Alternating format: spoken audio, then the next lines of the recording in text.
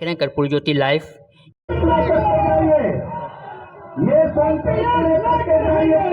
आप लोग जो आज धरना प्रदर्शन कर रहे हैं सरकार के खिलाफ है, ये पेंशन योजना और पुरानी पेंशन योजना को लेकर बताइए। देखिए, हम लोग धरना नहीं, हम लोग आज रैली कर रहे हैं। हम सभी लोग एकत्रित हुए हैं और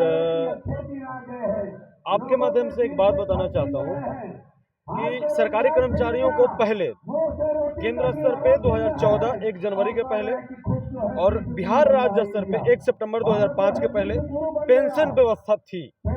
मतलब उनको रिटायरमेंट करने के बाद सम्मान पूर्वक जिंदगी जीने के लिए मतलब उनको एक सम्मानित कुछ न कुछ राशि दी जाती थी, जिससे वो अपना जवानी चूंकि सरकार को दिए थे तो बुढ़ापा सम्मान पूर्वक जी पाए। अब उस व्यवस्था को मैंने जो साल बताया, जो मंथ बताया, जो तिथि बताया, उस तिथि को समाप्त किया गया। बिहार में 1 सितंबर 2005 को वो व्यवस्था समाप्त की गई और नया व्यवस्था दिया गया।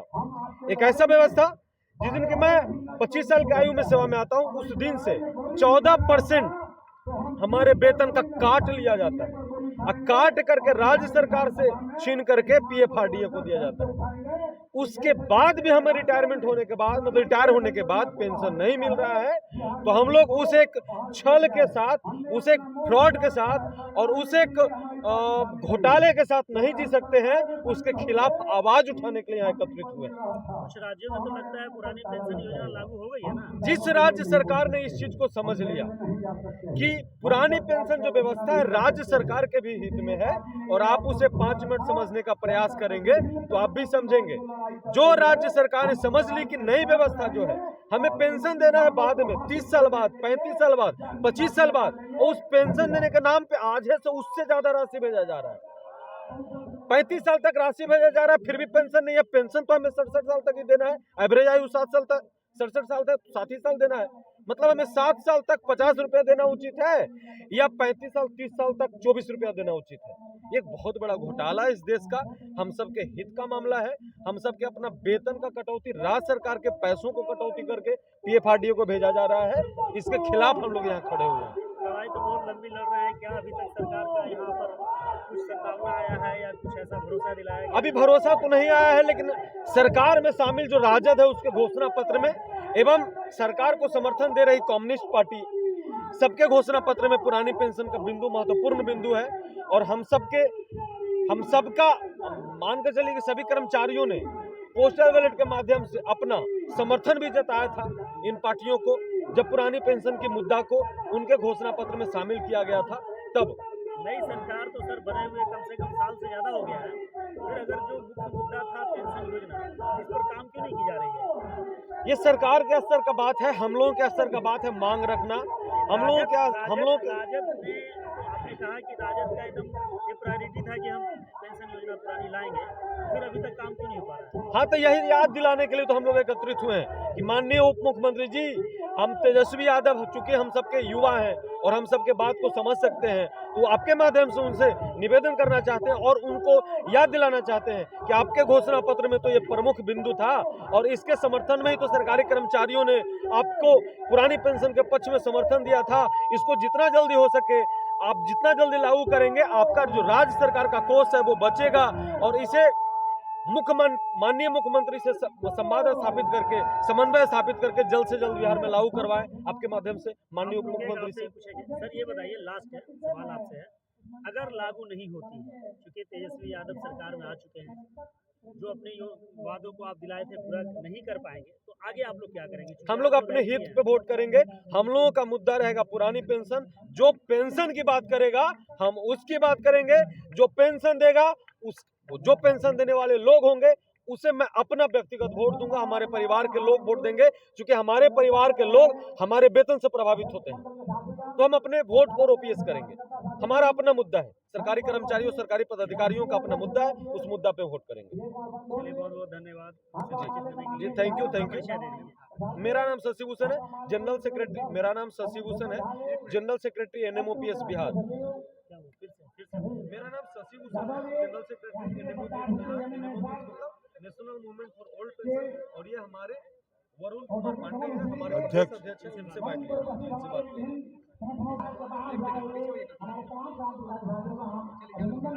पूरा मैदान भर दिए हैं आप लोग, हम जितना अंदर देख रहे हैं उससे कई गुना ज़्यादा बाहर भी है। क्या सारे लोग पेंशन, पुरानी पेंशन योजनाओं से प्रभावित हैं और कैसे इसको आप लोग हल करेंगे?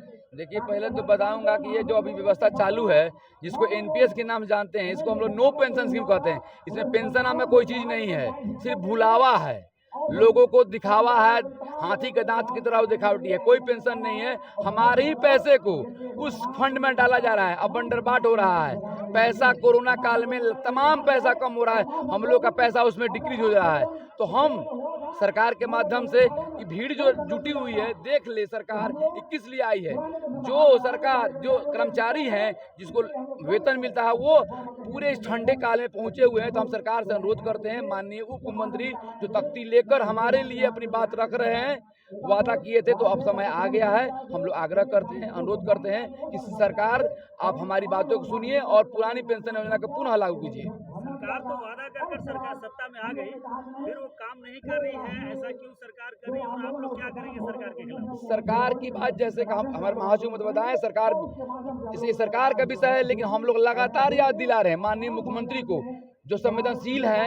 अभी हाल ही में हम लोग को प्रोन्नति का भी रास्ता खोले हैं। हम आभार व्यक्त करते हैं माननीय मुख्यमंत्री को कि आप हमको प्रोन्नति दिए हैं। अब आपसे आग्रह रहेगा कि आप आगे बढ़िए और एक और हम लोग का जो मुद्दा है उसको हल कीजिए और पुरानी पेंशन व्यवस्था लागू कीजिए। और सारे कर्मचारी आपके जितने भी सुशासन के काम है, कदम से कदम 24 आवर्स हम लोग लगे हुए हैं। जो बिहार का विकास हो रहा है उसमें कदम से कदम हम लोग काम करें, चाहे स्वास्थ्य कर्मचारी हो, चाहे पुलिस के हो, चाहे शिक्षक हो, सभी कोई लगे हुए हैं। जो आदेश निकल रहा है हम उसका अनुपालन कर रहे हैं। लेकिन ये अनुरोध करते हैं कि सरकार कि आप हमारी बात को सुनिए, ये बहुत गंभीर मुद्दा है। आप देख लीजिए, हमारे सामने एक बुजुर्ग खड़े हैं जो टीचर हैं, 80,000 इनको वेतन मिल रहा था, अभी 2200 रुपये मिल रहा है। बताइए इनका घर कैसे चलेगा, कैसे, अगर इनका इलाज कैसे होगा? सर एक बात बताइए, अगर सरकार नहीं सुन रही है, 2024 का चुनाव बहुत नजदीक है, उसके बाद फिर 25 है, 2 चुनाव लगातार है, बिहार सरकार क्या प्रभावित होगी? देखिए, हमारे अध्यक्ष जी ने बताया अभी कि हमारे मुख्यमंत्री जी जो हैं वो बहुत संवेदनशील हैं, विद्वान हैं। उन्हें मुझे लग रहा है कि बस 10 मिनट अपने पदाधिकारियों, जो वित्त से संबंधित पदाधिकारी हैं, चीफ सेक्रेटरी हैं बिहार के, उनसे बात कर लेना चाहिए। अगर कर लेंगे या कर लिए होंगे तो मूड बना लिए होंगे। हमारे मुख्यमंत्री जी विद्वान, विश्वास है, क्योंकि सरकारी कर्मियों, पदाधिकारियों के हित में इधर जो फैसले लिए गए हैं उसका हम लोग स्वागत करते हैं। तो इसीलिए हम लोग को लग रहा है कि माननीय मुख्यमंत्री जी सरकारी कर्मचारी को इस बार इंटरटेन किए तो हमको पुरानी पेंशन में मिलेगा, नहीं मिलेगा उसके बाद हम लोग बाद में देखेंगे। हमको विश्वास है कि हमारे मुख्यमंत्री जी हमको देंगे। मैंने क्या, हम सब ने देखा कांग्रेस शासित राज्यों में पुरानी पेंशन योजना को बहाल किया गया। जी जी, बिल्कुल बिल्कुल, है ना? बिल्कुल। और नीतीश जी तो खैर कांग्रेस में यहाँ पे गठबंधन, हाँ यहाँ गठबंधन है, बिल्कुल है। क्यों ऐसा हो रहा है? एकदम हम तो कह रहे हैं कि जैसे तेजस्वी यादव ने कहा था कि हम बहाली करेंगे, आप देख लीजिए कितनी बहालियां हुई हैं। अभी 1 लाख 1.25 लाख बहाली टीचर में हुई है, फिर आगे भी हो रही है। तो उनका पहला प्रायोरिटी था नियुक्ति लेना, उसका बाद प्रायोरिटी पुरानी पेंशन है। एकदम लागू करेंगे, हमें पूर्ण विश्वास है। जितने भी यहाँ मैदान में आए हैं, हम लोग सिर्फ याद दिलाने आए हैं, बताने आए हैं कि आप नियुक्ति कर लिए, अब पेंशन भी लागू कीजिए। चलिए, बहुत बहुत धन्यवाद। आप बता रहे थे क्या सैलरी अभी मिल रहा है आपको पेंशन? साहब हम रिटायर कर गए हैं, हमको 80,000 रुपया मिल रहा था। हमको पेंशन में, हमको नई पेंशन स्कीम में, जिसको एनपीएस कहता है, नो पेंशन स्कीम में सिर्फ हमको 2200 रुपया मिल रहा है। अब आप सोच, 80,000 वाले को 2200, 80,000 वाले को 2200। अब आप सोच सकते हैं, पेंशन योजना होता तो कितना मिलता? तो हमको जैसे 80,000 मिल रहा था, 40,000 रुपया, 40,000 रुपया। मेरा कहना है कि साहब जब एक मतलब एमएलए बनता है, 11 मतलब एमएलए बनता है, तो उसको 11 पेंशन मिलता है। और हम जो 30 साल 35 साल जब नौकरी करते हैं, डॉक्टर मोहम्मद नसीरुद्दीन बहाल करें और नई पेंशन योजना को रद्द करें। इन मांगों को लेकर आज गर्दनी बाग में आप देख सकते हैं काफ़ी संख्या में भीड़ है। भीड़ नहीं, यहाँ पे रैली है, हजारों हजार संख्या में लोग आए हैं। ग्राउंड के अंदर भी है, ग्राउंड के बाहर भी है। हमारे साथ हैं राहुल जी, हम जानने की कोशिश करते हैं। बताइए, ये योजना के लिए आप लोग जो लड़ाई कर रहे हैं, कैसे क्या होगा अगर सरकार नहीं मानी तो?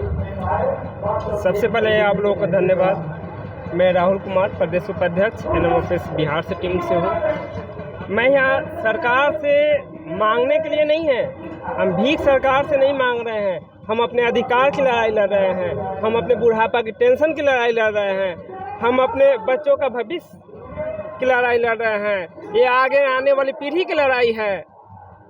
हम आपको बताना चाहते हैं कि जब 2005 के बाद सरकार ने एनपीएस लागू किया था, उस समय बहुत से कर्मचारियों को भ्रमित किया गया था।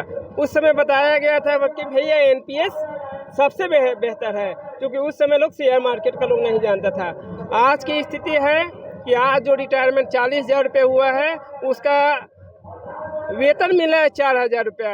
आप अपने परिवार के आसपास के भी लोग देखते होंगे। पेंशन योजना के तहत जो आदमी रिटायर कर जा रहा है, उसका जो पेंशन मिल रहा है वो कितना मिल रहा है? नई पेंशन योजना के जो आदमी रिटायर हो रहा है वह कम्प्लीटली शेयर मार्केट पे आधारित है।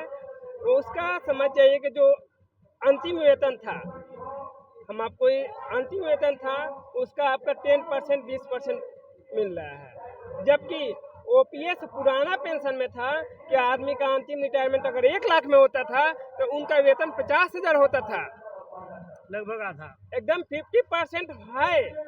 ठीक है, और जब सरकार को कहते हैं अगर पेंशन कर्मचारी के लिए खराब है, कर्मचारी के बदौलत ही हम लोग इलेक्शन में सारा सहयोग देते हैं, सारा कुछ करते हैं, उसके बाद भी हम लोग निसहाय हो जाता है। हम आपको ये भी बताना चाहते हैं कि जब हम लोग जवानी में रहता है तो हाथ पैर चला के हम लोग व्यवस्था कर लेते हैं, लेकिन जब जैसे ही बुढ़ापा होता है और उस घर में पैसा का दिक्कत होता है, उसका वेतन नहीं मिल पाता है, उस समय अपना पुत्र पुत्री भी सोचने पे मजबूर होता है कि हम पैसा इलाज कैसे कराएं। इसलिए भाई हम आप लोगों से अनुरोध करते हैं कि कम से कम हम लोगों का आवाज़ सरकार के पास जाना चाहिए। और एक बात और याद दिलाना चाहता है कि हमारे जो वर्तमान सरकार है, माननीय उप मुख्यमंत्री तेजस्वी यादव सर का भी घोषणा पत्र में था कि जैसे ही हमारा सरकार बनेगा हम ओपीएस लागू करेंगे। तो हम उनसे भी आग्रह करना चाहते हैं कि सरकार उनकी है और हम लोग को मांग के पूरा की जाए। आपको बताना चाहते हैं कि यह भीड़ इकट्ठा नहीं किया गया है, इसमें लोग अपने दिल से आए हैं। पूर्णिया किशनगंज से, जो कि बहुत दूर के इलाके में है, कल आके रात भर रुके थे और रात भर रुकने के बाद भी आज भूखे प्यासे लोग डटे हैं, क्योंकि इसमें सारा कोई पढ़ा लिखा हुआ है, सब कोई ग्रेजुएशन पास है, फिर भी हम लोग को नहीं मिल रहा है।